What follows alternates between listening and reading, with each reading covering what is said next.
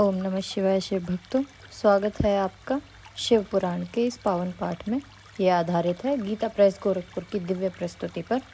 आज का पाठ है चंचुला के प्रयत्न से पार्वती जी की आज्ञा पाकर तुम्बुरु का विंध्य पर्वत पर शिव पुराण की कथा सुनाकर बिंदुक का पिशाच योनि से उद्धार करना तथा उन दोनों दंपति का शिवधाम में सुखी होना।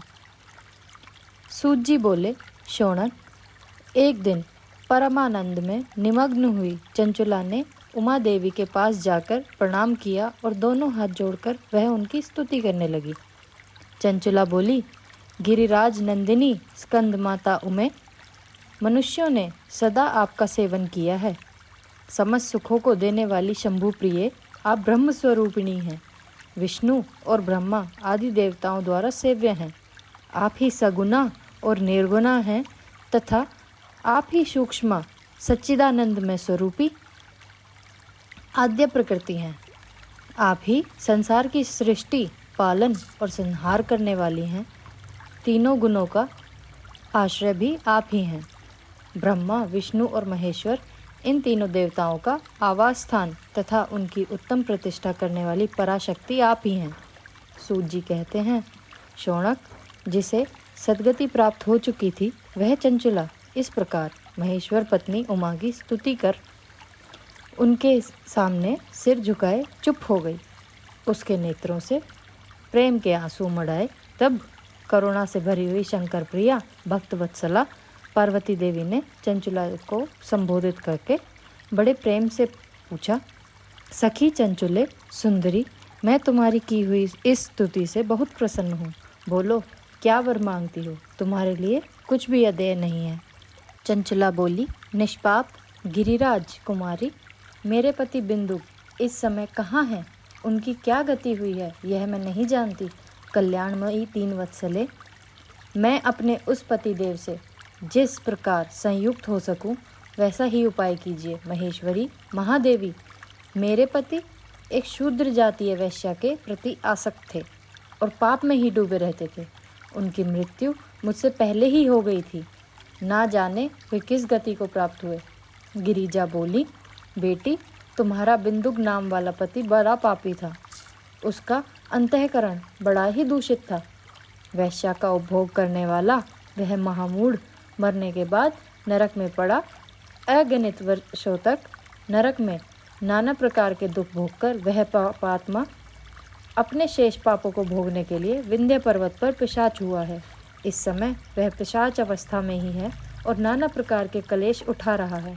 वह दुष्ट वहीं वायु पीकर रहता है और सदा सब प्रकार के कष्ट सहता है। सूत जी कहते हैं, शौनक, गौरी देवी की यह बात सुनकर उत्तम व्रत का पालन करने वाली चंचुला उस समय पति के महान दुख से दुखी हो गई। फिर मन को स्थिर करके ब्राह्मण पत्नी ने व्यथित हृदय से महेश्वरी को प्रणाम करके पुनः पूछा, महेश्वरी देवी, मुझ पर कृपा कीजिए और दूषित कर्म करने वाले मेरे उस दुष्ट पति का अब उद्धार कर दीजिए। देवी, कुत्सित बुद्धि वाले मेरे उस पापात्मा पति को किस उपाय से उत्तम गति प्राप्त हो सकती है यह शीघ्र बताइए। आपको नमस्कार है। पार्वती जी ने कहा, तुम्हारा पति यदि शिव पुराण की पुण्यमयी उत्तम कथा सुने, सारी दुर्गति को पार करके वह उत्तम गति का भागी हो सकता है। अमृत के समान मधुर अक्षरों से युक्त गौरी देवी का यह वचन आदरपूर्वक सुनकर चंचुला ने हाथ जोड़ मस्तक झुकाकर उन्हें बारंबार प्रणाम किया और अपने पति की समस्त पापों की शुद्धि तथा उत्तम गति की प्राप्ति के लिए पार्वती देवी से प्रार्थना की। मेरे पति को महाशिव पुराण सुनाने की व्यवस्था होनी चाहिए।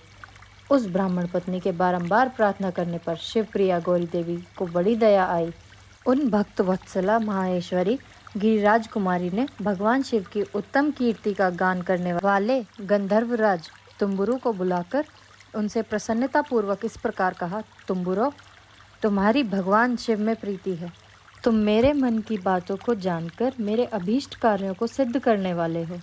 इसलिए मैं तुमसे एक बात कहती हूँ, तुम्हारा कल्याण हो। तुम मेरी इस सखी के साथ शीघ्र ही विंध्य पर्वत पर जाओ।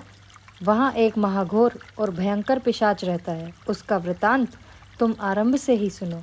मैं तुमसे प्रसन्नतापूर्वक सब कुछ बताती हूँ। पूर्व जन्म में वह पिशाच बिंदुक नामक ब्राह्मण था। मेरी इस सखी चंचुला का पति था, परंतु वह दुष्ट व शगामी हो गया। स्नान संध्या आदि निष्कर्म छोड़कर अपवित्र रहने लगा। क्रोध के कारण उसकी बुद्धि पर मूढ़ता छा गई थी। वह कर्तव्य का विवेक नहीं कर पाता था। अभक्ष्य भक्षण, सज्जनों से द्वेष और दूषित वस्तुओं का दान लेना, यही उसका नित्य कर्म बन गया था। वह अस्त्र शस्त्र लेकर हिंसा करता, बाएं हाथ से खाता, दीनों को सताता और क्रूरतापूर्वक पराए घरों में आग लगा देता था। चांडालों से प्रेम करता और प्रतिदिन वैश्या के संपर्क में रहता था। बड़ा दुष्ट था। वह पापी अपनी पत्नी का परित्याग करके दुष्टों के संग में ही आनंद मनाता था। वह मृत्यु पर्यंत दुराचार में ही फंसा रहा। फिर अंतकाल आने पर उसकी मृत्यु हो गई। वह पापियों के भोग स्थान घोर यमपुर में गया और वहाँ बहुत से नरकों का उपभोग करके वह दुष्टात्मा जीव इस समय विंध्य पर्वत पर पिशाच बना हुआ है। वहीं वह दुष्ट पिशाच अपने पापों का फल भोग रहा है। तुम उसके आगे यत्न पूर्वक शिव पुराण की वह दिव्य कथा का प्रवचन करो, जो परम पुण्यमयी और समस्त पापों का नाश करने वाली है। शिव पुराण कथा का श्रवण करना सबसे उत्कृष्ट पुण्य कर्म है। उससे उसका हृदय शीघ्र ही समस्त पापों से शुद्ध हो जाएगा और वह प्रेत योनि को परित्याग कर देगा। उस दुर्गति से मुक्त होने पर बिंदुक नामक पिशाच को मेरी आज्ञा से विमान पर बिठाकर तुम भगवान शिव के समीप ले आओ। सूत जी कहते हैं, शौनक, महेश्वरी उमा के इस प्रकार आदेश देने पर गंधर्वराज तुम्बुरु मन ही मन बड़े प्रसन्न हुए। उन्होंने अपने भाग्य की सराहना की। पश्चात उस पिशाच की सती साध्वी पत्नी चंचुला के साथ विमान पर बैठकर नारद के प्रिय मित्र तुम्बुरु वेगपूर्वक विंध्याचल पर्वत पर गए, जहाँ वह पिशाच रहता था। वहाँ उन्होंने उस पिशाच को देखा। उसका शरीर विशाल था, ठोड़ी बहुत बड़ी थी। वह कभी हंसता, कभी रोता और कभी उछलता था। उसकी आकृति बड़ी विकराल थी।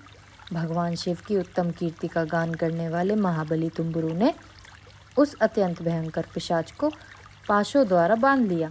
तदंतर तुम्बुरु ने शिव पुराण की कथा बाँचने का निश्चय करके महोत्सव युक्त स्थान और मंडप आदि की रचना की। इतने में ही संपूर्ण लोकों में बड़े वेग से यह प्रचार हो गया कि देवी पार्वती की आज्ञा से एक पिशाच का उद्धार करने के लिए उद्देश्य से शिव पुराण की उत्तम कथा सुनाने के लिए तुम्बुरु विंध्याचल पर्वत पर गए हैं। फिर तो उस कथा को सुनने के लिए बहुत से देव ऋषि भी शीघ्र ही वहां पहुंचे। आदरपूर्वक शिव पुराण सुनने के लिए आए हुए लोगों का उस पर्वत पर बड़ा अद्भुत और कल्याणकारी समाज जुट गया।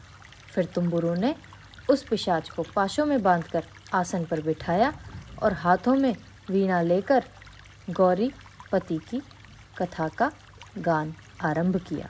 पहली अर्थात विदेश्वर संहिता से लेकर 7वीं वायु संहिता तक महात्म्य सहित शिव पुराण की कथा उन्होंने स्पष्ट वर्णन किया।